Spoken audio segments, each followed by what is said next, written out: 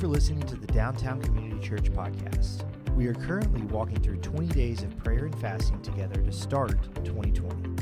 Along with this podcast, we are going through a journal as we pray for our community and read the Gospel of John together.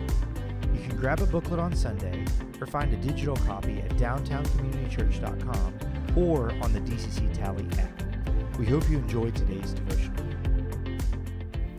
Hey guys, my name is Jenna Gurklis, and I am the College Women's Discipleship Director here at DCC. I'm so excited to be able to share a little bit about what the Lord has been teaching me during this season as we go through this fast. So every year I love to pick a word to focus on in my walk with the Lord. For 2020, I chose the word refinement after reading through Zechariah and Malachi. Refinement means to remove impurity to yield something even more beautiful.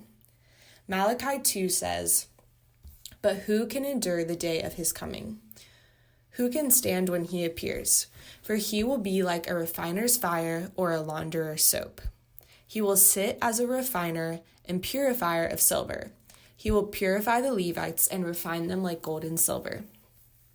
What I love about the way the Lord is described here is that he isn't called a forest fire that incinerates things. He's called a refiner's fire, meaning it doesn't cause desolation, but it does cause purification. And purification means to remove our impurities.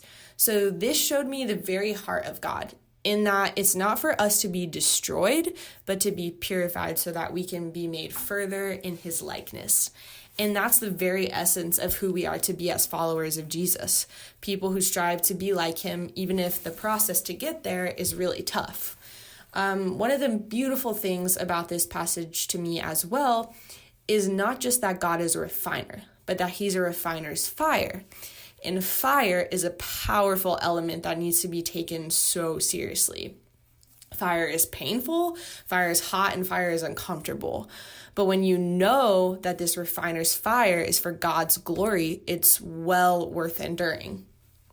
I think refinement can look like a lot of things with the Lord, such as removing things from our lives that we know aren't honoring him, heeding his discipline when he speaks clearly to us in that, and learning what self-denial looks like. We often need pruning and refinement in our spiritual lives, and Jesus reminds us of this when he said in John 15, "I am the true vine, and my Father is the vine dresser. Every branch in me that does not bear fruit, he takes away. And every branch that bears fruit, he prunes, that it may bear more fruit." But I will say, in order to let this process occur, we must desire God above all else. Psalm 16 says, "I have no good apart from you."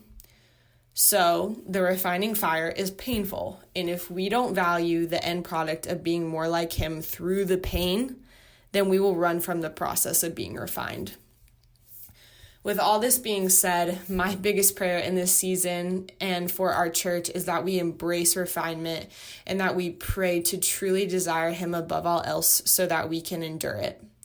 I pray we also seek him out and one another out in community to figure out what pruning and refinement looks like so that we can further reflect him in each of our lives. Thanks, guys.